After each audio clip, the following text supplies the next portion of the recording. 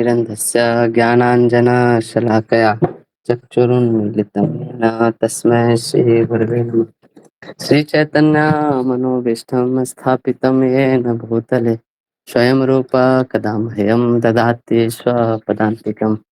वन्देऽहं श्रीगुरो श्रीयुतापदकमलं श्रीगुरून् वैष्णवांश्च श्रीरूपं साग्रजातां सहगना रघुनाथान्वितं तं सजीवं साद्वैतं सावधूतं परिजनासहितं कृष्णचैतन्यदेवं श्रीराधा कृष्णपादान् सहगना ललिता श्रीविशाखान्वितंश्च नमो विष्णुपादाय कृष्णप्रेष्ठाय भूतले श्रीमते भक्तिवेदान्त स्वामिनिति नामिने नमस्ते सारस्वती देवे गौरवाणी प्रचारिणे निर्विशेष शून्यवादी पाश्चात्य देश तारिणे नमो महावदन्याय कृष्ण प्रेम प्रदायते कृष्णाय कृष्ण चैतन्य नामिने गौरतिसे नमः।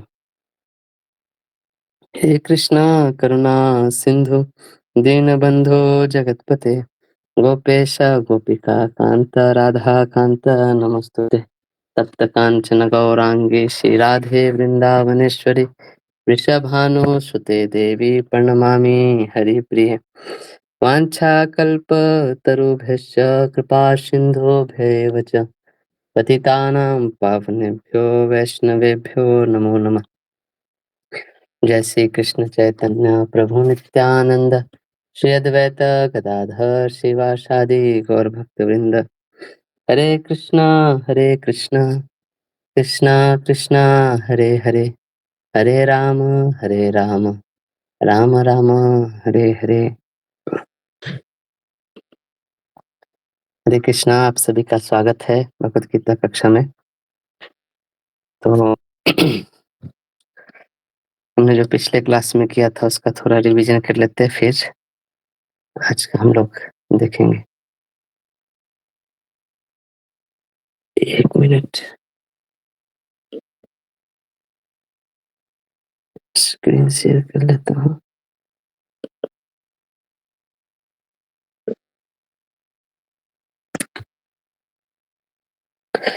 तो हमने देखा है कि कैसे जो वैदिक ज्ञान है ना, इस संसार में हर व्यक्ति सुखी होना चाहता है। सुखम में शायद दुखम माँ भूया, है ना।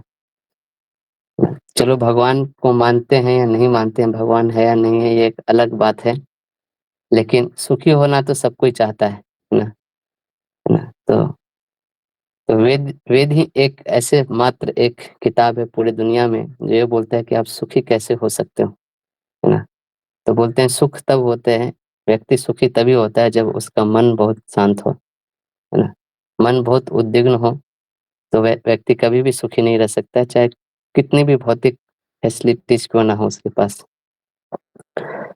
तो मन उद्विग्न होता है जब हमारे मन के ऊपर बहुत सारे अनर्थ सब हावी हो जाते हैं, और वैदिक शास्त्र में बोलते हैं कि अगर आप हमारा पालन करोगे तो हम आपके अनर्थों को कंट्रोल करेंगे, है ना।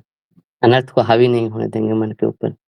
इसलिए वैदिक शास्त्र जो है बहुत ही ज्यादा रेलेवेंट किताब है हम सब मनुष्यों के लिए, और इसलिए वैदिक ज्ञान को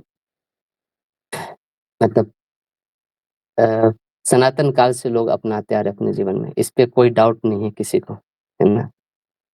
वैदिक ज्ञान सब तरह के दोषों से निवृत्त है। इसलिए क्यों? क्योंकि ये अपौरुषेय है। अपौरुषेय मतलब किसी पुरुष की रचना नहीं है, ये डायरेक्ट भगवान से आया है ना। तेने ब्रह्म हृदय आदि कवय। और इसके दो गुण है वैदिक ज्ञान के कि ये सार्वकालिक और सार्वदेशिक होता है। सार्वकालिक और सार्वदेशिक कहने का मतलब न सभी समय में और सभी जगहों पे ये ज्ञान अप्लाई होता है ना। ये कोई व्यक्ति और कोई जगह विशेष ऐसा ज्ञान नहीं दिया गया है, ऐसे समय विशेष ज्ञान नहीं दिया गया है। आज से करोड़ों साल पहले भी ये ज्ञान था और आज भी ये ज्ञान एज इट इज अप्लाई होते हैं सबके जीवन में। तो इस तरह शास्त्रों के भेद हम पिछले क्लास में चर्चा किए थे। दो तरह के वेद होते हैं, एक होता है श्रुति, है ना, और दूसरा था स्मृति, है ना। श्रुति और स्मृति शास्त्र। श्रुति शास्त्र जो वेद हो गए, पुराण वेद हो गए खासकर, तो उनको श्रुति बोला जाता है। सुन के उसको लोग याद करते थे। ये जो श्रुति शास्त्र है उसको अपौरुषेय ज्ञान भी बोला जाता है। और स्मृति शास्त्र में सारे धर्म शास्त्र ये सब आ गए, इतिहास, पुराण, तंत्र, आगम, संहिता, है ना, स्मृति आदि सब। फिर हम देखे थे कि जो वेद हैं उस वेद के चार वेद किए, है ना, वेद व्यास ने। एक ही वेद को 4 वेद में डिवाइड किया, ऋग्वेद, यजुर्वेद, सामवेद और अथर्ववेद, है ना। फिर इस वेदों में फिर 4 अलग-अलग डिवीजन है, जिसको बोलते हैं संहिता, ब्राह्मण, आरण्यक, उपनिषद, है ना। और फिर बहुत सारे उपवेद भी हैं, 4 उपवेद भी हमने देखे थे, स्थापत्य वेद, गंधर्व वेद, धनुर्वेद, आयुर्वेद, है ना। ये सब श्रुति शास्त्र के डिवीजन देखे थे, है ना। फिर इन वेदों को पढ़ने के लिए 6 वेदांग, है ना, 6 वेदांग की जरूरत होती है ना। शिक्षा, छंद, व्याकरण, निरुक्त, कल्प और ज्योतिष, है ना। तो इस तरह से वेदों के कोई पढ़ना चाहे तो ये सारी चीजें हैं। और फिर हमने फिर देखे थे स्मृति शास्त्र, है ना। स्मृति शास्त्र में इतिहास जैसे रामायण, महाभारत, है ना। 18 पुराण हो गए, 18 फिर उप पुराण होते हैं, है ना। तंत्र होते हैं, धर्म शास्त्र होते हैं, है ना, है ना। तो ये सारे चीज स्मृति शास्त्र के अंदर आते हैं, है ना। इसके बाद हमने देखा था दर्शन, है ना, दर्शन शास्त्र। तो दर्शन क्या है? दर्शन बहुत इम्पोर्टेंट चीज है ना। अब ये जो वैदिक ज्ञान है ना, इसका दृष्टांत क्या है हमारे जीवन में, है ना। कैसे इस ज्ञान को हम अपने जीवन का दर्शन बना सकते हैं ना। दर्शन मतलब दृष्टि, है ना। कैसे इस ज्ञान को ये कर सकते हैं ना। दर्शन मतलब जनरली इंग्लिश में लोग फिलोसफी ट्रांसलेट करते हैं, लेकिन दर्शन का मतलब फिलोसफी नहीं होता है ना। मतलब तो कुछ कुछ जो संस्कृत वर्ड है उसके इंग्लिश ट्रांसलेशन इसी टाइप से होते हैं, लेकिन दर्शन का मतलब दृष्टि होता है ऐसे। तो 2 तरह के दर्शन हुए, एक आस्तिक दर्शन और दूसरा है नास्तिक दर्शन। तो आस्तिक दर्शन मतलब वो दर्शन जो वेदों को मानते हैं। नास्तिक दर्शन वो जो वेदों को नहीं मानते। आस्तिक नास्तिक जनरली हम भारत में यही समझते हैं। आस्तिक मतलब जो भगवान को मानते हैं, नास्तिक मतलब जो भगवान को नहीं मानते ना। लेकिन शास्त्रों का ये डिफिनेशन है, आस्तिक मतलब जो वेदों में श्रद्धा रखते हैं, है ना, है ना। नास्तिक मतलब जो वेदों में श्रद्धा नहीं रखते। जिससे कोई बोले कि वेद भी तो भगवान से आए हैं ना, कोई बोले भगवान पे श्रद्धा रखते हैं लेकिन भगवान ने जो बात बोले हैं उस पे श्रद्धा नहीं रखते। तो ये कोई मतलब नहीं। श्रद्धा रखना मतलब वो जो बातें बोल रहे हैं, जो बता रहे हैं, उस पे भी श्रद्धा रखना। तो दर्शन शास्त्र बहुत महत्वपूर्ण होता है हमें जीने के लिए, है ना।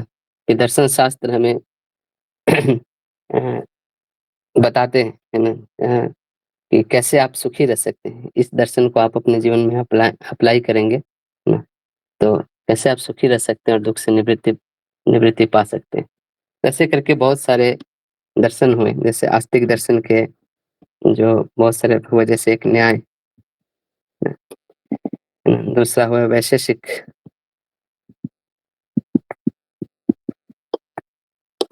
तीसरा हुए सांख्य, चौथा योग, पांचवा पूर्व मीमांसा,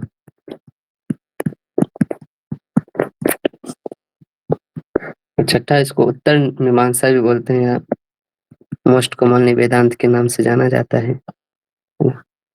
तो ये सब अलग अलग दर्शन हुए, अलग अलग ऋषि मुनि ने दिया। और जो श्रुति का जो ज्ञान है उसको उन्होंने साक्षात्कार किया, उसको रियलाइज किया और उसको अपने शब्दों में न लोगों को एक रेडीमेड चीज दिया कि कैसे आप अपने जीवन में इस चीज को अप्लाई कर सकते हो, है ना। जिससे आपका जीवन एक दृष्टि मिलेगी अपने जीवन की यात्रा को कैसे आगे बढ़ाना है ना। तो न्याय न्याय का जो प्रतिपादक किए वो गौतम मुनि हुए। वैशेषिक ज्ञान के कणाद ऋषि हुए, है ना। सांख्य के कपिल मुनि हुए। योग के पतंजलि हुए, पूर्व मीमांसा के जैमिनी और वेदांत सूत्र के स्वयं वेद व्यास, है ना। उसी तरह नास्तिक दर्शन भी बहुत 2-3 तरह के हैं, है ना। जैसे चारवाक बहुत फेमस है, जो फेमस है, यहाँ पे मैं उनका नाम लिख रहा हूँ। ऐसे ही बौद्ध, ऐसे ही जैन, है ना। ये सब नास्तिक दर्शन है, और भी बहुत सारे दर्शन हैं। जैसे अगर आप पाश्चात्य देशों में जाओगे तो उनके दर्शन मिलेंगे, सोक्रेट्स के दर्शन मिलेंगे, फिर और भी कुछ आर्किमिडीज, ये सब बहुत दार्शनिक लोग थे, लेकिन ये सब नास्तिक दर्शन के अंदर ही आते हैं एक तरह से, है ना। तो इन सभी में जो आस्तिक दर्शन है उसमें आजकल खास योग और वेदांत, ये जो दर्शन है बहुत फेमस है। बाकी सब आज आजकल कोई उतना पढ़ता नहीं है, जानता भी नहीं, आउट ऑफ, है ना, सिलेबस भी हो चुका है लोगों का। बहुत लोग इतना नाम भी नहीं जानते होंगे है ना। तो योग और वेदांत दर्शन ही बहुत फेमस रहा कालांतर में, और आज भी है ना। उसमें से भी वेदांत दर्शन सबसे ज़्यादा फेमस है ना। बहुत कम लोग आपको आजकल मिलेंगे जो ओरिजिनल वैशेषिक, सांख्य, पूर्व मीमांसा ये सब का अध्ययन कर रहे होंगे। गिने-चुने कोई बिरला कोई एक मिलेगा, वो भी उतने अच्छे से वो कर नहीं पाते हैं। जैसे पूर्व मीमांसा इस समय जिन पद्धति का वर्णन है, उसको पालन करना भी आज के कलयुग में बहुत मुश्किल है। तो इस वेदांत दर्शन है, इसके हम लोग चर्चा करेंगे। वेदांत दर्शन के भी 2 प्रकार हैं। जनरली लोग वेदांत दर्शन का मतलब समझते हैं, वेदांत दर्शन मतलब अद्वैत। नहीं, वेदांत के 2 पार्ट होते हैं, अद्वैत दर्शन और दूसरे हैं वैष्णव दर्शन, है ना। 2 तरह के दर्शन है ना। जनरली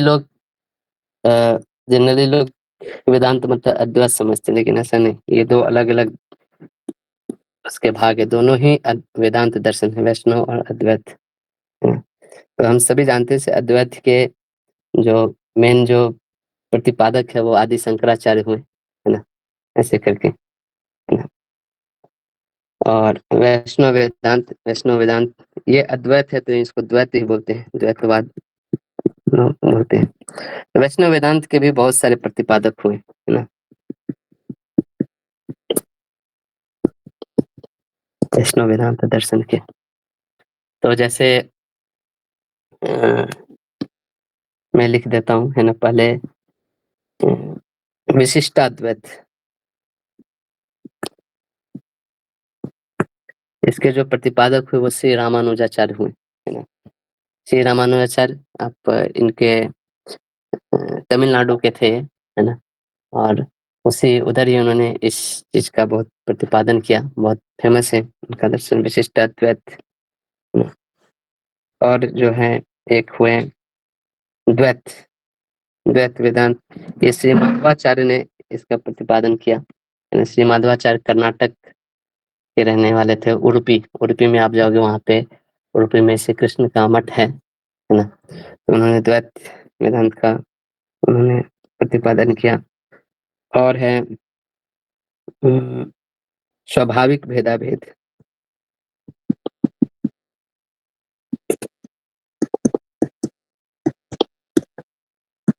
स्वाभाविक भेदाभेद, ये जो है श्री निम्बरकाचार्य जी ने इसका प्रतिपादन किया, इस सिद्धांत का।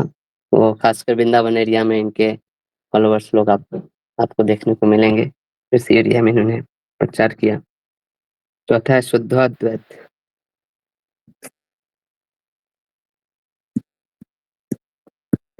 शुद्धाद्वैत का प्रचार श्री वल्लभाचार्य जी ने किया, है ना। वल्लभाचार्य जो ब्रज के जो एरिया है, गुजरात, इन सब जगहों में, राजस्थान में भी कहीं कहीं पे है। तो शुद्धाद्वैताचार्य का श्री वल्लभाचार्य जी ने सिद्धांत दिया। 5वां जो है वो है अचिंत्य भेदाभेद।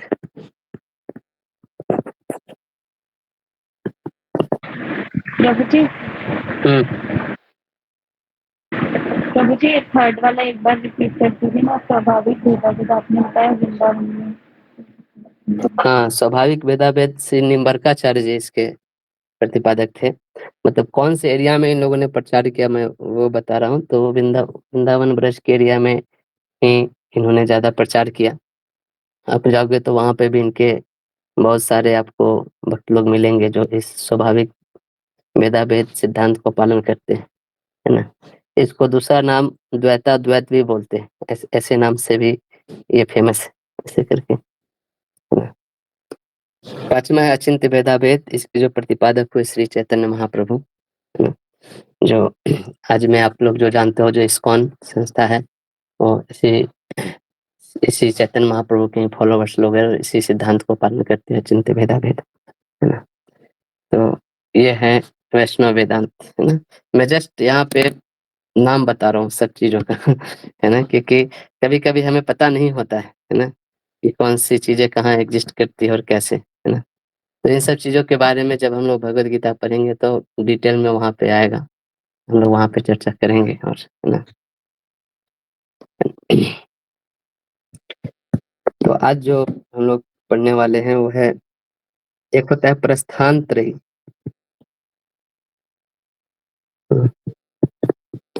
प्रस्थान त्रयी मतलब प्रस्थान त्रयी संप्रदाय लिखे। अब ये जो इतना वैदिक सागर का वैदिक ज्ञान का जो समुद्र है, सागर है ना, इसके जब अलग अलग दर्शन है, बहुत सारे मत है, भिन्न है, तो आप अगर वैदिक ज्ञान के प्रतिपादक हो तो आपको अपने सिद्धांत को 3 चीजों से प्रूफ करना होता है ना। उसको बोलते हैं उपनिषद। उपनिषद बेसिकली श्रुति का ही पार्ट होता है। दूसरा है वेदांत सूत्र,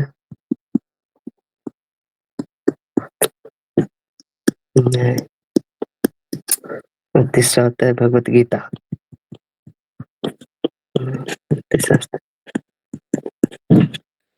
तो उपनिषद जो होते हैं, जैसे जैसे मैं बोल रहा था, जो श्रुति शास्त्र हैं, वेद हैं, उसके संहिता, ब्राह्मण, अरण्यक और उपनिषद।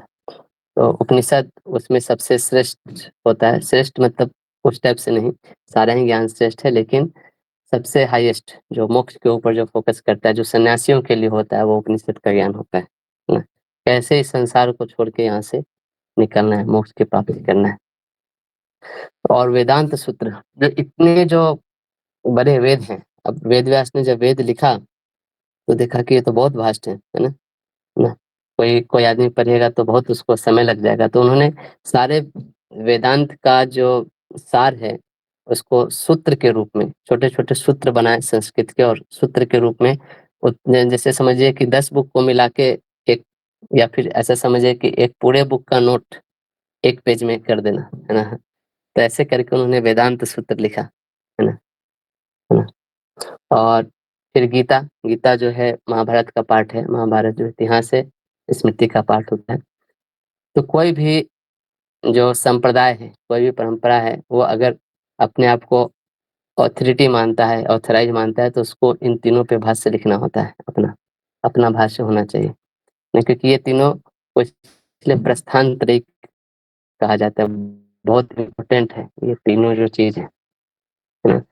मैं इसलिए ये बता रहा हूँ कि हम लोग जो गीता पढ़ने वाले हैं उसका स्थान कहाँ पे आता है ना, पूरे वैदिक शास्त्रों में, और कितना इम्पोर्टेंट चीज है गीता। मतलब इतना इम्पोर्टेंट चीज है कि ये एक प्रस्थान त्रयी में आता है ना। लोगों को अपने गीता के ऊपर भाष्य लिखने पड़ेंगे अगर वो अपने आप को ऑथराइज्ड मानते हैं ना। तो प्रत्येक प्रामाणिक संप्रदाय है ना, दार्शनिक निष्कर्ष उनका जो होता है, उसके निर्माण के लिए इन तीनों पे वो आधारित, तीनों पे वो निर्भर करते हैं, है ना। उपनिषद में भी बहुत सारे उपनिषद है, लेकिन 10 मुख्य उपनिषद होते हैं। उन 10 उपनिषदों में से आपका होना चाहिए। जैसे आप देखोगे प्रभुपाद ने ईशोपनिषद पे उन्होंने अपना टीका लिखा है, ऐसे करके। ऐसे बहुत उपनिषद होते हैं, ऐत्रेय उपनिषद, बृहदारण्यक उपनिषद, तैत्तिरीय उपनिषद, छांदोग्य उपनिषद, केन उपनिषद, मांडुक्य उपनिषद, मुंडक उपनिषद, प्रश्न उपनिषद, कथा उपनिषद, ये सब ऐसे 10 उपनिषद है। तो कोई भी व्यक्ति ऐसे जो संप्रदाय होता है ना, वो इन चीजों पे चलता है। ऐसे कोई भी उठ के नहीं बोल सकता है कि मेरा जो नॉलेज है वो बहुत वैलिड नॉलेज है ना, है ना। उसको अपने ज्ञान को शास्त्रों से, वेदांत सूत्र के आधार पे, उपनिषदों के आधार पे, गीता के आधार पे प्रूफ करना होगा, है ना? कहाँ पे ये चीज़ लिखा हुआ है। कोई जैसे बोले कि है ना मैं भगवान हूँ तो उसको वेद से प्रूफ करना चाहिए, शास्त्रों से प्रूफ करना चाहिए, है ना? तो संप्रदाय होते हैं, संप्रदाय मतलब इसको बोलते हैं परंपरा। ये जो वैदिक ज्ञान है उसके परंपरा को संप्रदाय बोलते हैं, है ना? ये वैदिक ज्ञान जो है स्वयं भगवान से आया है ना? है ना?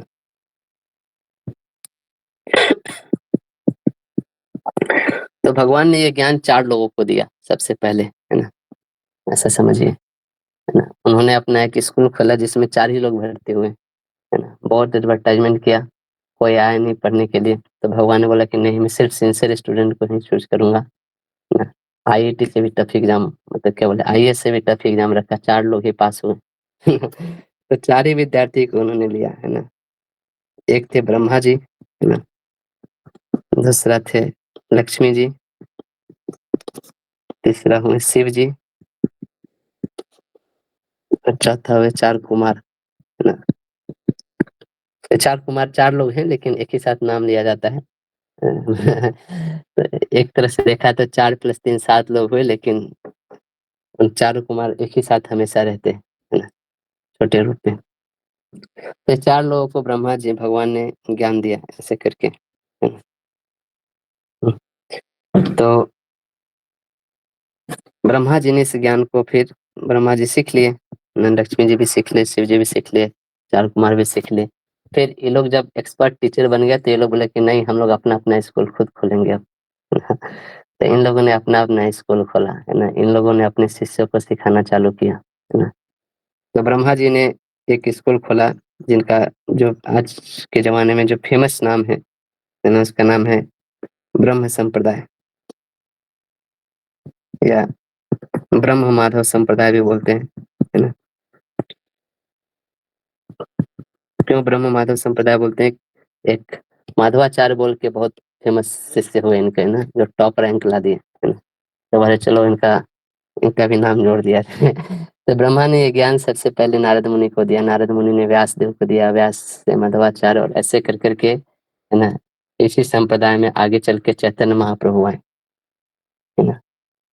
और फिर चैतन्य महाप्रभु के बाद श्रील रूप गोस्वामी, सनातन गोस्वामी, और ये फिर परंपरा आगे बढ़ी। उसी परंपरा में श्रील प्रभुपाद जी हैं, और आज जो इस्कॉन संस्था देखते हैं वो इसी परंपरा के ज्ञान को फोकस करके हम लोग, इसलिए हम लोग अ, ब्रह्म माधव संप्रदाय के आते हैं। लेकिन इसमें चूंकि चैतन्य महाप्रभु भी आए तो इनका भी बहुत विशेष योगदान रहा इस संप्रदाय में, है ना?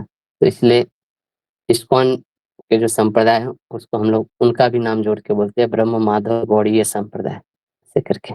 तो ये स्कूल में हम लोग बिलोंग करते हैं। उसी तरह लक्ष्मी जी थी, है ना? इनके जो संप्रदाय हुए उनका नाम हुआ श्री संप्रदाय, है ना? श्री मतलब होता है लक्ष्मी, है ना? इनके जो मेन आचार्य लोग भी, जैसे रामानुजाचार्य, आप दक्षिण भारत में जाओगे तो बहुत श्री संप्रदाय के भक्त लोग मिलेंगे, है ना? ऐसे करके। ऐसे ही शिव जी, है ना? इन्होंने जो अपने स्कूल का नाम रखा उसका नाम हुआ रुद्र संप्रदाय, है ना? है ना? तो इनके जो मेन आचार्य हुए हैं वो विष्णु स्वामी, है ना? उनके नाम से जानते हैं। इसी तरह 4 कुमार, इनके जो संप्रदाय का नाम हुआ 4 कुमार, कुमार नाम से ही लोग ज्यादा जाने थे इसलिए इनका नाम कुमार संप्रदाय हुआ। इनके जो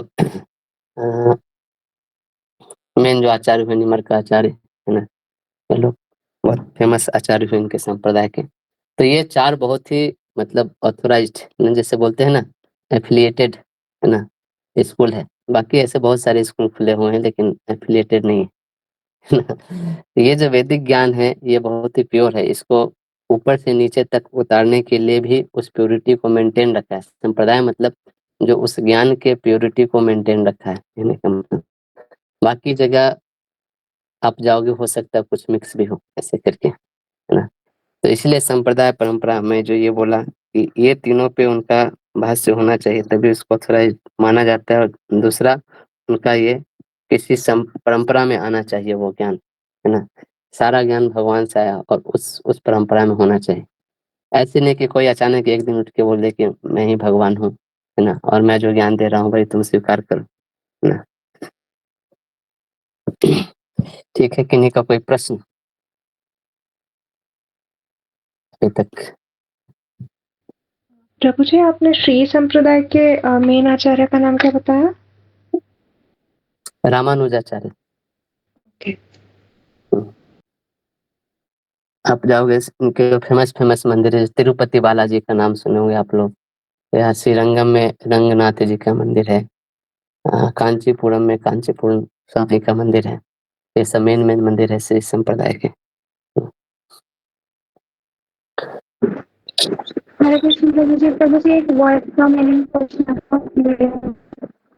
यहाँ पे हाँ, आपने उपनिषद वेदांत और गीता वाला पॉइंट लिखा है, संप्रदाय से पहले वर्ड लिखा था प्रस्थान त्रय है, इसका मतलब क्या त्रय है? मतलब होता है तीन, ना। प्रस्थान मतलब जहाँ से चीजें चालू होती है ना। तो प्रस्थान त्रय, ये जो तीन चीज है, उपनिषद वेदांत सूत्र गीता, ये आपको बेसिक पिलर्स हैं अपने संप्रदाय के लिए, है ना। कोई भी जब आप ज्ञान को प्रस्तुत कर रहे हैं, कोई भी दर्शन को आप प्रस्तुत कर रहे हैं, तो इन तीनों के आधार पे ही करना होता है ना। आपको दिखाना पड़ेगा आप जो बोल रहे हैं वो वेदांत सूत्र में कहाँ है, आप जो बोल रहे हैं वो उपनिषदों में है कि नहीं, है ना, गीता से मैच कर रहा है कि नहीं, है ना। तो इसलिए इसको प्रस्थान त्रय बोलते हैं, थ्री पिलर्स बोल सकते हैं इसको संप्रदाय के, है ना। तो ये सब चीजें मतलब कहाँ पे मेंशन रहती है, या फिर ऐसा मतलब कहाँ से ऐसा चेंज आया कि मतलब ये तीन में ही होना चाहिए, या फिर मतलब ये डिसाइडिंग फैक्टर क्या रहता है कि इन तीनों में होना चाहिए, इसके अलावा कोई चौथा नहीं है, मतलब पांचवा नहीं है, ये डिसाइडिंग कौन? ये इवेंचुअली ये चीज डेवलप हो गया। जैसे वेदांत सूत्र क्या है, देखिए पूरा जो वेद है ना, वेद मान लीजिए एक एक ना बहुत वास्ट है। जैसे मैं पिछले क्लासेस में बताया था, वेदों के ब्रांचेज, ये सब कितने सारे ब्रांचेज हैं। अब इतने, अगर मान लीजिए आपके अपने ज्ञान को ये करना है, तो जो वेदांत सूत्र है ना, सारे वेदों का मतलब निचोड़ रूप में है, ऐसा समझिए, एक जगह कंडेंस्ड फॉर्म में है ना। तो अब कोई कोई वेदांत सूत्र के ऊपर अगर भाष्य लिख रहा है, कोई वेदांत सूत्र को समझ लिया है, तो इसका मतलब पूरे वेदों को समझ लिया ऐसे। तो सारे जो वेद है जो भगवान से हैं, जिसको अपौरुषेय हम लोग सत प्रमाण बोल रहे हैं, वो सारे वेद का ज्ञान वेदांत सूत्र में आ जाता है, ऐसे समझिए, है ना, मतलब शॉर्ट फॉर्म में, है ना। और उपनिषद क्या है, अब मान लीजिए वैदिक ज्ञान में बहुत सारा चीज है, लेकिन उसका जो सबसे टॉप मोस्ट ज्ञान है वो उपनिषद है ना। इसको ऐसे समझिए, थोड़ा लिख के बताता हूँ। इससे चार वेद होते हैं, है ना। अब इस चारों वेद में अलग अलग विभाग होते हैं, जिसको बोलते हैं संहिता, ब्राह्मण, अरण्यक और उपनिषद। तो जनरली ये जो संहिता होता है वो ब्रह्मचारियों के लिए होता है ज्यादातर, है ना। जो ब्राह्मण होता है वो गृहस्थों के लिए होता है, अरण्यक वानप्रस्थ के लिए, और उपनिषद सन्यासी के लिए। तो इन सारों में जो सबसे टॉप मोस्ट ज्ञान माना जाता है वो उपनिषद का माना जाता है, मतलब ऐसे करके। तो एक सन्यासी जनरली सबसे टॉप ऑर्डर होता है, और वो लोग मोक्ष प्राप्ति वाले चीजें जो होते हैं, जैसे ब्राह्मण में कैसे हो, गृहस्थों के लिए क्या क्या कर्म करने हैं, उन सब चीजों के बारे में दिया रहता है। संहिताएं ब्रह्मचारियों को क्या करना चाहिए क्या नहीं, अरण्यक में वानप्रस्थिक, और उपनिषद का जो ज्ञान है वो आत्मा के स्तर पर होता है, जो सन्यासी जो इस संसार को छोड़ के निकलना चाहता है, मोक्ष प्राप्त करना चाहते हैं। तो ये उपनिषद होते हैं, सबसे टॉप मोस्ट माना जाता है। अब उपनिषद भी बहुत सारे होंगे, है ना। तो इन सारे उपनिषदों का जो ज्ञान है उसको अगर एक बुक में उन्होंने ये किया, उसका नाम दिया, वेद व्यास ने खुद लिखा, उसको नाम दिया वेदांत सूत्र। सूत्र नाम इसलिए दिया क्योंकि बहुत सूत्र के रूप में लिखा, जैसे अथातो ब्रह्म जिज्ञासा, है ना, आनंदमय अभ्यासात, है ना, ऐसे करके छोटा छोटा सूत्र बनाया, है ना। आनंदमय अभ्यासात जैसे मतलब कि जो हर जीव है वो आनंद में, वो आनंद की खोज में है इस संसार में, है ना, ऐसे।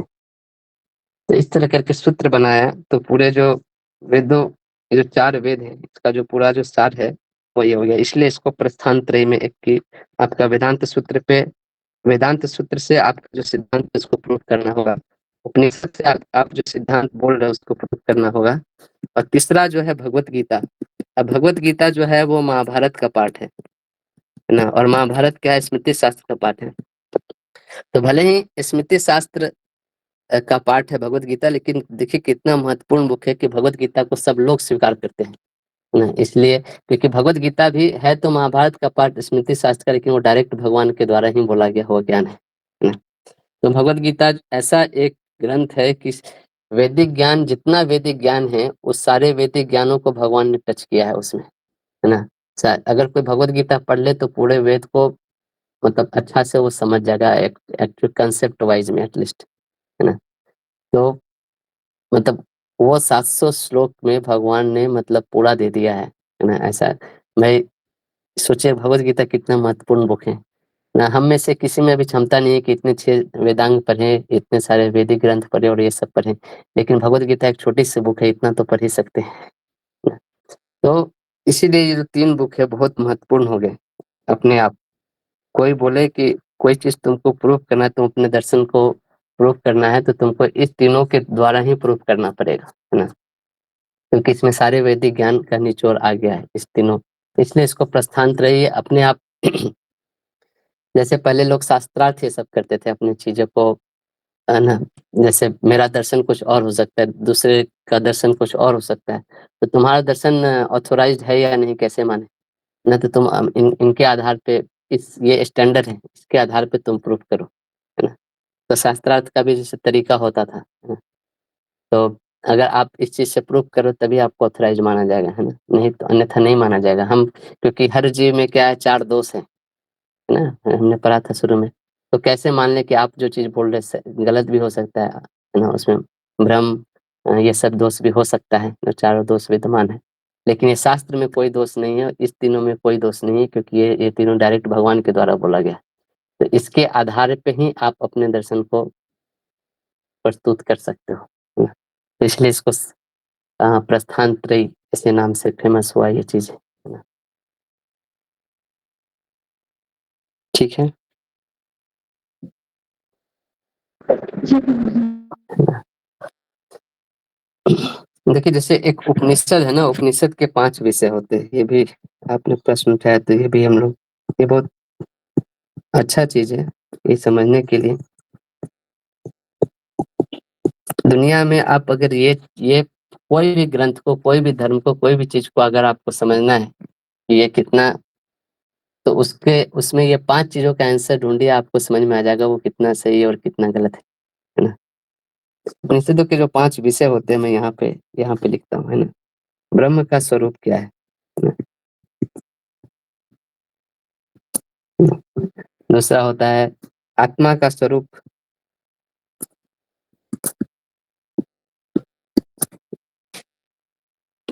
ना? आत्मा का स्वरूप और ब्रह्म के साथ उसका संबंध क्या है।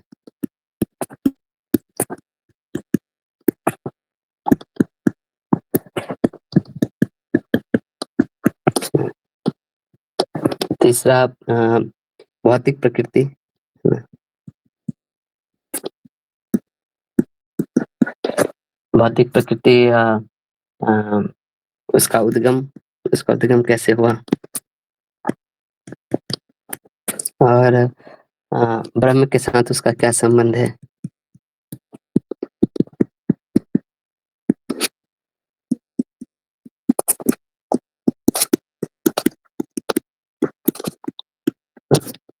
चौथा जो विषय होता है ना, ब्रह्म प्राप्ति के साधन।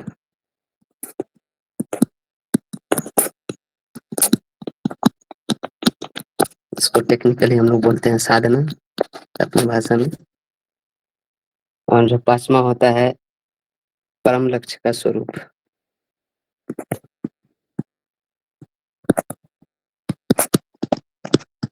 परम लक्ष्य का स्वरूप मतलब आप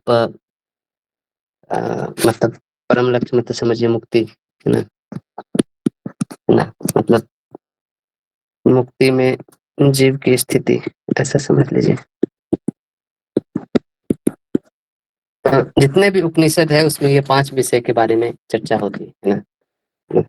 कि ब्रह्म का स्वरूप क्या है। ब्रह्म जैसे भगवत गीता में देखोगे तो ब्रह्म का स्वरूप, है ना, भगवान स्वयं बोलते हैं, है ना, कि मैं ही ईश्वर हूँ, कृष्ण ही ईश्वर है ना। आत्मा का स्वरूप है ना, आत्मा के बारे में भगवान ज्ञान देंगे भगवत गीता में, है ना। आत्मा कौन है, अजन्मा है, नश्वर है, कोई इसको काट नहीं सकता, जल नहीं सकता। आत्मा भगवान का अंश है, ममेव वांसो जीवलोके, है ना। उसका संबंध क्या है ना, ये सब चीज बताते हैं। तीसरा जो है भौतिक प्रकृति, है ना। ये जो भौतिक जगत है ना, ये कैसे बना हुआ है, इसका उद्गम कैसे है, कहाँ से आया, और भगवान के साथ इसका क्या संबंध है ना। तो ये जो पहला जो तीनों क्वेश्चन है ना, हम कौन है, आत्मा, भगवान कौन है, ये भौतिक प्रकृति क्या है, और तीनों का आपस में क्या संबंध है, ये बताता है। चौथा जो है ब्रह्म प्राप्ति के साधन, उस ब्रह्म को कैसे प्राप्त किया जा सकता है ना, उसके लिए क्या करना पड़ेगा। और पांचवा है वो जो परम लक्ष्य है ब्रह्म प्राप्ति, है ना, उसका क्या स्वरूप है ना? मुक्ति के बाद क्या स्थिति होती है जीव की, है ना।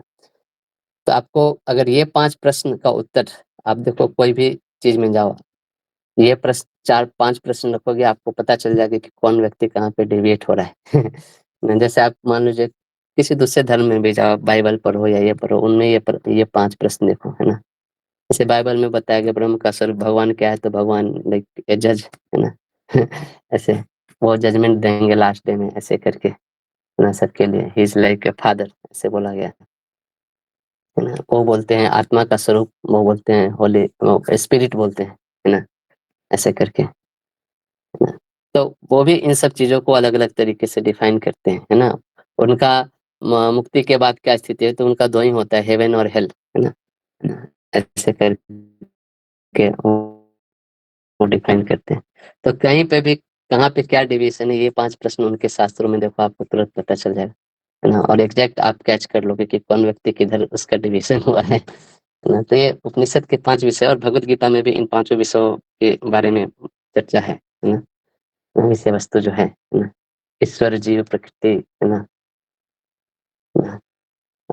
काल और कर्म, है ना, इन सब चीजों के बारे में। तो इसमें से जो पहला जो 3 है, इसको बोलते हैं संबंध ज्ञान, है ना। और दूसरा जो है इसको बोलते हैं अभिधेय, तीसरा बोलते हैं प्रयोजन, है ना।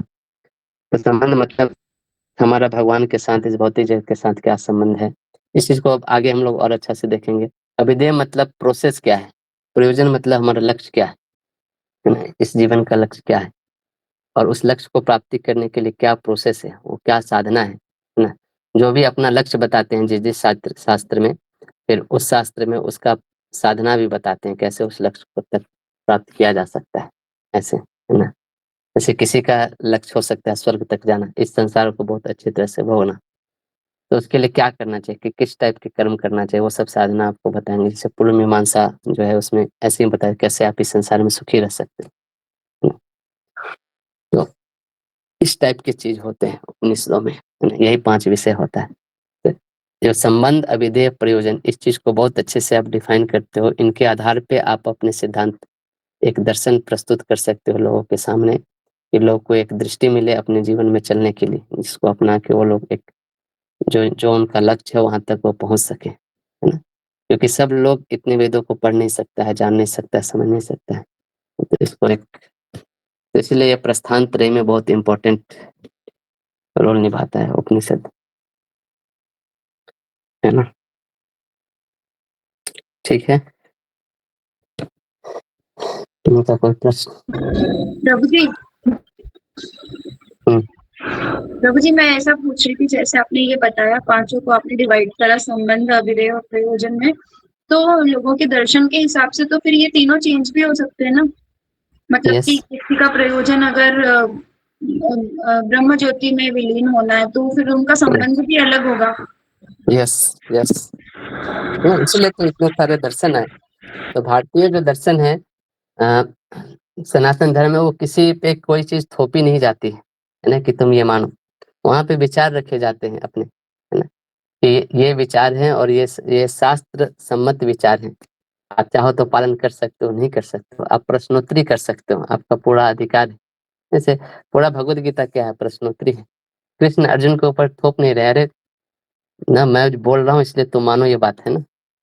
उनके कुछ वो शोक में थे, कुछ डाउट थे, और फिर कृष्ण उनका उत्तर दे रहे, फिर से अर्जुन प्रश्न पूछे, फिर उसका उत्तर दे रहे, फिर से अर्जुन प्रश्न, फिर उत्तर दे रहे, ऐसे करके प्रश्नोत्तरी चल रही है। और उसके लास्ट में सब कुछ बोलने के बाद भी क्या बोल रहे कृष्ण, यथा इच्छसि तथा कुरु ना। वो थोपने नहीं कि मैं बोल रहा हूँ तो तुम मान ही लो, ऐसा है ना। सब कुछ स्वयं रूप दिखाने के बाद, ईश्वर का रूप दिखाने का, विराट रूप दिखाने के बाद भी वो फ्रीडम रहता है कि आप चाहो तो मान सकते हो, चाहो तो नहीं भी मान सकते हो, है ना, ऐसा। तो इसी को बोलते हैं, एक ये भी एस्पेक्ट है, उसको भी देखिए, एक बोलते हैं पूर्व पक्ष उत्तर पक्ष, है ना, पूर्व पक्ष और उत्तर पक्ष। उत्तर पक्ष को सिद्धांत पक्ष भी बोलते हैं, है ना। तो कोई भी जो विषय है ना, इसके पहले लिख देता हूँ, इसको 5 स्टेप होते हैं ना इसके सिद्धांत के साबित करने के। एक होता है विषय, है ना, संशय, फिर पूर्व विषय, संशय, फिर पूर्व पक्ष, फिर होता है उत्तर पक्ष, फिर होता है संगति, है ना। तो जैसे आप पूर्व पक्ष विषय मतलब कि जब आप कोई चीज लिखते हैं, है ना, तो वो सटीक समस्या क्या है जिस पे हमें चर्चा करना है, वो मुद्दा क्या है, उस चीज को पहले निर्धारित किया जाता है ना। ना मतलब जिस चीज पे चर्चा करना है उसके सीमाओं को निर्धारित किया जाता है कि आज जो हम लोग इस विषय पे चर्चा करने वाले हैं, है ना। फिर उसमें संशय क्या है, संशय मतलब उसमें क्या डाउट है ना, क्या प्रॉब्लम आ रहा है ना, जिस विषय की व्याख्या की जा रही है ना, उसमें वास्तव में उसमें समस्या है क्या, है ना। फिर पूर्व पक्ष होते हैं, जो व्यक्ति ने ये प्रश्न उठाया है ना, उसको पूर्व पक्ष बोलते हैं। और जो उत्तर पक्ष मतलब जो इसका उत्तर देंगे, है ना, अपने पूर्व पक्ष मतलब कि जब आप अपने सिद्धांत, जैसे मान लीजिए कोई आप सिद्धांत लिख रहे हो, जैसे आप दर्शन लिख रहे हो, आप वेदांत दर्शन लिख रहे हो, तो उसमें पूर्व पक्ष का क्या महत्व है, वो प्रश्न दर्शन वेदांत वाले खुद उठाएंगे। ये जो पूर्व मीमांसा वाले हैं वो ऐसा बोलते हैं ना, उनका पॉइंट ऑफ व्यू रखेंगे उनके, और फिर उत्तर, और उन्हीं को फिर काटेंगे वो लोग कि वो जो सिद्धांत बोल रहे हैं वो कैसे पूर्ण रूप से वो नहीं देता है, वो हुआ उत्तर पक्ष, है ना। तो इस टाइप के प्रश्न उठा के फिर उत्तर पक्ष रहते हैं। और फिर संगति, संगति बहुत इंपॉर्टेंट चीज है ना। तो कोई भी चीज को स्थापित करने की, जैसे 6 दर्शन का हम बात कर रहे थे, तो हर दर्शन दूसरे दर्शन के पक्ष को भी रखते हैं, अच्छे से प्रश्न को रखते हैं, और फिर उसका उत्तर पक्ष भी रखते हैं, ऐसे करके, है ना। और फिर संगति होती है ना, संगति भी बहुत इंपॉर्टेंट चीज है। संगति मतलब जो चीज आप बोल रहे हैं ना, है ना, उसको वो जो व्यापक प्रणाली है ज्ञान की, जो वेद है, जो शास्त्र, उससे कैसे उसका संगति है, मतलब वो शास्त्रों से सम्मत होना चाहिए जब आप उत्तर पक्ष में रख रहे हो, तो है ना। तो आपको ये समझना पड़ेगा, दर्शन शास्त्र में लिखी हुई जो हर बात है ना, वो अंतिम सिद्धांत को दर्शाता है, ऐसा नहीं है ना। वो एक ये दे रहा है कि ये भी एक ये चीज है, आप ये देखो, ऐसे ऐसे विषय संचय है और इसका लक्ष्य ये है ना। आपका जो गोल है जीवन में, आप ये गोल को प्राप्त करना चाहते हो, तो ये दर्शन शास्त्र को आप फॉलो कर सकते हो, है ना, मतलब इस तरह से, है ना। तो इसमें खंडन भी करता है, जो उत्तर पक्ष वाले होते हैं पूर्व पक्ष के प्रश्न को उठाते हैं, उसका स्पष्ट रूप से विवरण करते हैं, फिर उसका खंडन भी करते हैं, है ना। और संगति इसलिए इम्पोर्टेंट है कि कभी-कभी जब हम इस संगति को नहीं समझते हैं, है ना, तो फिर हम लोग बहुत तरह के प्रॉब्लम हो जाते हैं ना। फिर नहीं संगति मतलब कैसे, वो कहाँ पे कौन चीज़ बोला जा रहा है और उसको हम किस तरह ले रहे हैं, है ना। उसके आगे पीछे की चीज़ों को नहीं देख रहे हैं, है ना, है ना। जैसे जैसे आप लोग कुछ, जैसे 2 व्यक्ति कभी बात कर रहे थे, तीसरा व्यक्ति आता है, 2 व्यक्ति मान लीजिए 1 घंटे से कुछ बात, तीसरा व्यक्ति आता है, सिर्फ 5 मिनट बैठता है और उसका सुन के चला गया, है ना, कि ये तुम्हारे बारे में ये बात कर रहा था। लेकिन हो सकता है वो 1 घंटे से उसके बारे में अच्छा बोल रहा हो, वो सिर्फ 5 मिनट उसके बारे में कुछ कुछ चीज़ें गिना रहा हो और वो बोल रहा है कि नहीं उसने ऐसा नहीं किया। वो व्यक्ति सिर्फ वही बात सुन के गया, तो सबको बोल देगा क्या, अरे वो तो तुम्हारे बारे में बुराई बतिया रहे थे, है ना। तो क्या है, वो संगति देखना पड़ता है कि उसके आगे क्या बात हुई, उसके पीछे क्या बात हुई, है ना। तो जब ऐसी संगति नहीं देखते हैं तो फिर बहुत प्रॉब्लम हो जाता है ना। ये संगति भी 6 प्रकार के होते हैं, है ना? शास्त्र संगति, अध्याय संगति, पाद संगति, है ना?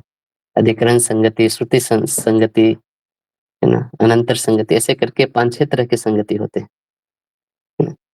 और जब ये संगति नहीं देखते हैं, संगति मतलब वो संदर्भ देखना होता है, किस संदर्भ में बात हो रहा है ना? और यहीं से सारा प्रॉब्लम होता है शास्त्रों को।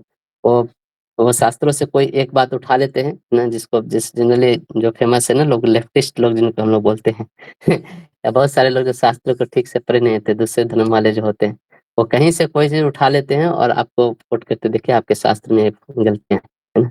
ऐसे करके। और लोग फिर भोले वाले होते हैं, वो खुद शास्त्र पढ़े नहीं होते, है ना? फिर उनको लगता है कि ये तो सही बात बोल रहे हैं, इस शास्त्र में बहुत फॉल्टी है ना? फिर वो उनके उसमें धर्म परिवर्तन कर देते हैं, ऐसा चीज़ें कर देते हैं उनका, है ना? जैसे एक बीच में बहुत उठा था, है ना? ये वाला आप लोग भी सुनोगे, है ना? ढोल गवार शूद्र पशु नारी सकल तारना के अधिकारी, है ना? बोलते देखो तुम्हारे ऐसे शास्त्र में लिखा हुआ है, जो नारी तारण योग्य है ना? ऐसे का तो जो लोग नहीं जानते उनको ऐसी चीज़ें बोल के उनको बहुत कन्फ्यूजन करते हैं लोग और फिर उनका धर्मांतरण करते हैं। इसलिए संगति जानना बहुत इम्पोर्टेंट है ना? जैसे ये जो श्लोक है, ये ये श्लोक समुद्र ने बोला है ना? ये पूर्व पक्ष का श्लोक है। इसका वो शास्त्र में लिखा है कि हाँ, ये पूर्व पक्ष का श्लोक है, इसका हम खंडन करेंगे। कहीं-कहीं पे पूर्व पक्ष के चीज़ों को उठा के लोग सिद्धांत पक्ष बना के बोल देते हैं। अरे वो उसमें इसलिए लिखा है क्योंकि उसका खंडन करेंगे। वो खुद नहीं बोल रहा है कि ये अंतिम कन्क्लूज़न है ना? और लोग ऐसे श्लोक दिखाते हैं क्योंकि उनको संगति पता नहीं होती है ना? तो ये जो श्लोक है वो समुद्र बोल रहे हैं। ये श्लोक ना राम जी बोल रहे हैं, ना तुलसीदास बोल रहे हैं, है ना? ये समुद्र जो था, वो राम जी को समुद्र पार करना था, तो उन्होंने बहुत विनती किया, बहुत उनसे प्रार्थना की। जब वो नहीं दिए रास्ता, तो भगवान ने फिर अपना बोलते हैं ना कि जो बातों से नहीं मानते ना, लातों के देवता क्या बोलते थे? वो तो ना क्या कुछ तो ऐसा है ना, लातों के देवता बातों से नहीं माने। तो भगवान तो बोले कि मैं ये अब तुम रास्ता नहीं दे रहे हो तो मुझे सुखाना पड़ेगा। ना भगवान एकदम तीर धनुष निकाले और आज सुखा देंगे सारे पानी को, उनके लिए कौन सी बड़ी बात हो। तो भगवान ये कितने समुद्र है, सारे समुद्र में से आए। तो समुद्र वहाँ पे प्रकट होते हैं। भगवान का पाप देख के पूरा पानी उबलने लगा उनका, ना। तो भगवान से आके वो बहुत विनम्र भाव में आके बोल रहे हैं कि अरे ढोल गवार क्षुद्र पशु नारी सकल ताड़ना के अधिकारी, मैं भी क्षुद्र हूँ, मैं तो मतलब डांट सुनने वाला ही काम करता हूँ, ऐसा है ना? मुझे आता ताड़ना का ही अधिकारी हूँ, ऐसे एक विनम्रता दिखाने के लिए बोल रहे हैं, है ना? जो लोग इसको नहीं जानते, इस पे लोग चर्चा करके हजारों लोग यूट्यूब में लगे हुए हैं, है ना? अरे ये पूर्व पक्ष, ये ना राम जी बोल रहे हैं ना तुलसीदास जी बोल रहे हैं, ये कोई सिद्धांत नहीं, ये समुद्र बोल रहा है। वो अपने अपने विनम्रता को प्रकट करने के लिए है ना? तो जब हम ऐसे संगति नहीं जानते हैं शास्त्रों के, तो इस तरह के बहुत कन्फ्यूजन हमारे अंदर लोग पैदा करते हैं, है ना? और इसको फिर लोग इस कन्फ्यूजन का फ़ायदा उठा के हमें किसी भी तरफ मोड़ के ले जाते हैं, ऐसा। तो हमें अपने शास्त्रों को बहुत अच्छे से पढ़ना चाहिए, है ना? जानना चाहिए। एटलीस्ट भगवद गीता ये छोटी-सी किताब है, मात्र 700 श्लोक। इसको हम लोग अच्छे से पढ़ेंगे, जानेंगे, तो हम इधर-उधर भटकेंगे नहीं, कोई भी हमें ऐसे गुमराह नहीं कर सकता है ना? ठीक है? तो ऐसे ऐसे शास्त्रों को बताया जाता है ना? ऐसे हमें हम कोई भी चीज़ को सोचते हैं, कोई विषय पे चर्चा करते हैं, तो ऐसे ये 5 स्टेप है ना? एक कौन-से विषय पे हम लोग चर्चा कर रहे हैं, उसमें संशय क्या है, प्रश्न क्या है उसका, पूर्व पक्ष क्या बोलते हैं इसके बारे में, है ना? है ना? जैसे मान लीजिए कि संशय है कि तुम संसार में सुखम में स्यात् दुःखम मा भूयः, हर लोग सुखी रहना चाहता है ना? तो पूर्व मीमांसा वाले बोलेंगे सुखी रहना चाहता है, बहुत अच्छा है। मैं एक एग्ज़ाम्पल दे रहा हूँ कैसे वो लोग प्रस्तुत करेंगे। देखो, हर व्यक्ति जो कर्म करता है, कर्म से पुण्य होते हैं, पाप होते हैं। पुण्य मतलब अच्छा फल मिलता है। तो तुम अगर जान लिए कि सिर्फ़ पुण्य का कार्य करते रहो, तो तुम हमेशा सुखी रहोगे, है ना? तुमको जैसे ही मौका मिला तुम पुण्य करते रहो, है ना? तुम स्वर्ग में जाते हो, फिर तुम हमेशा ही पुण्य करते रहो और हमेशा तुम अच्छी जगह में रहोगे, स्वर्ग में रहोगे और इस दुनिया को बहुत अच्छी तरह से भोग सकते हो, है ना? ये पूर्व पक्ष पूर्व मीमांसा में इस टाइप के सिद्धांत सिद्ध करते हैं, ना? जो सही है ना, आप सिर्फ़ अच्छे काम करते रहो संसार में, आपके पुण्य बढ़ते जाएँगे और आप हमेशा स्वर्ग में रहोगे, है ना?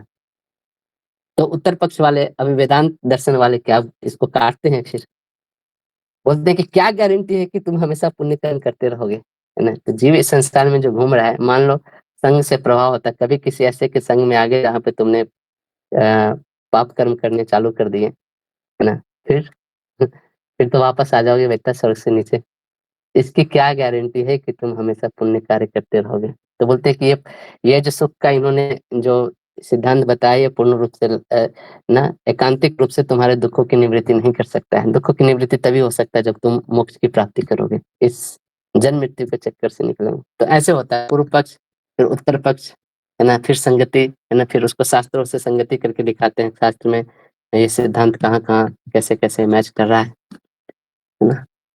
तो ऐसे होता है ना। ठीक है, और किन्हीं का कोई प्रश्न?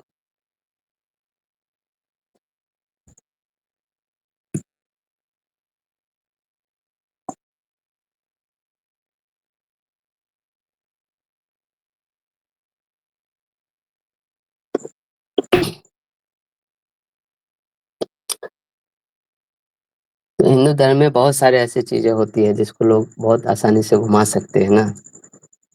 अगर हम नहीं जानते हैं चीजों को अच्छी तरह से, तो ये धर्मांतरण करते हैं लोग, है ना, बोलेंगे देखो आपके शास्त्रों में नारी के बारे में ऐसे बोला गया है ना। जो लोग ये बोलते हैं उनको अगर ये बता दो कि तुम्हारे शास्त्रों में नारी के बारे में क्या लिखा हुआ है, तो पढ़ के ही वो अपना धर्म छोड़ देंगे, है ना। वो अपने शास्त्रों को भी नहीं पढ़े होते और अपना धर्म छोड़ देंगे, आपका सर तन से जुदा कर देंगे, है ना। दो ही चीज वो लोग जानते हैं है ना, है ना। तो वो क्या है कि नुपुर शर्मा के इस टाइप की चीजें जो होती रहती है ना, है ना।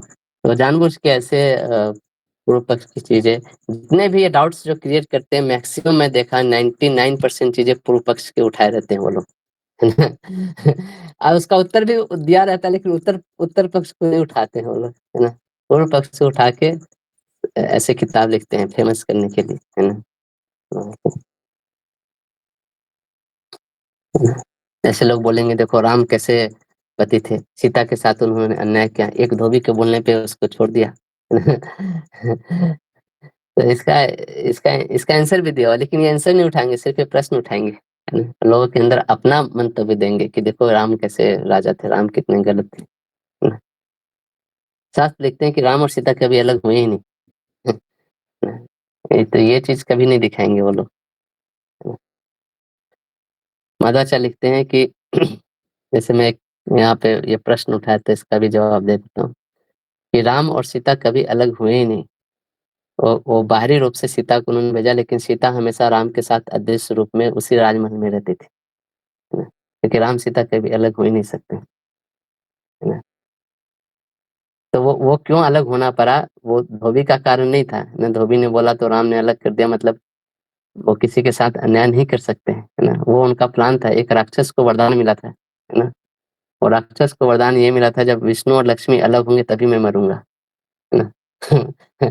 ऐसा वरदान उनसे कि विष्णु और लक्ष्मी कभी अलग हो ही नहीं सकते, है ना। है ना? तो ऐसा वरदान मांग लेता और सोचा कि मैं अमर हो गया हूँ, है ना। तो उस राक्षस को मारने के लिए उन्होंने सीता को अलग अलग भेजा, ऐसे करके कि देखो राम और सीता अलग हो गए हैं, है ना। तो फिर तो मतलब ये उत्तर पक्ष भी है इसका, लेकिन लोग उत्तर पक्ष की चीजों को नहीं प्रस्तुत करते हैं। पूर्व पक्ष को उठाएंगे और फिर बताएंगे कि देखो राम ये थे वो थे, एक धोबी के करने पे उन्होंने पत्नी के साथ अन्याय कर दिया, सीता का क्या ही गलती था, वो था वो था, बहुत फलना ढिमका सब निकालेंगे वो तो ये संगति जानना बहुत जरूरी है ना। सिर्फ एक इवेंट को लेके, एक श्लोक को लेके, एक चैप्टर को लेके नहीं, एक चैप्टर को लेके आप कंक्लूजन पे मत आप पूरा वो जो अध्याय है उसके आगे पीछे पूरे कंक्लूजन को देखना पड़ता है। उसी तरह एक शास्त्र को लेकर सिर्फ कंक्लूजन पे नहीं पहुंचते थे, वो पूरे जो वैदिक शास्त्र में उसका स्थान क्या है वो देखना पड़ेगा, है ना। वो किस किस विषय में वो चर्चा कर रहा है ना। उसको अल्टीमेट सिद्धांत नहीं मान सकते, है ना। तो ऐसे करके हमें देखना होता है, जानना होता है दर्शन शास्त्र ये सब, है ना। तो ठीक है, आज हम लोग अगर कोई प्रश्न नहीं है तो यहीं तक रखते हैं, फिर हम लोग आगे के क्लास में इसके और भी देखेंगे कि शास्त्र को कैसे पढ़ना और समझना होता है ना। बहुत तरह के शब्द वाक्य न होते हैं, शास्त्रों की भाषा शैली, ये सब चीज के बारे में जानेंगे। हाँ प्रभु जी, संगति का जो आपने बताया उसको हम एक रेलेवेंस की तरह ले सकते हैं ना, कि मतलब ये वाली जो चीज लिख रहे हैं, जो भी आपने बताया था, उसका रेलेवेंस क्या है, तो उसको एज इन रेलेवेंस बोल सकते हैं ना संगति को। रेलेवेंस नहीं, रेफरेंस, रेफरेंस ज्यादा सटीक बैठ रहा है। किस रेफरेंस में वो चीज बोला गया है।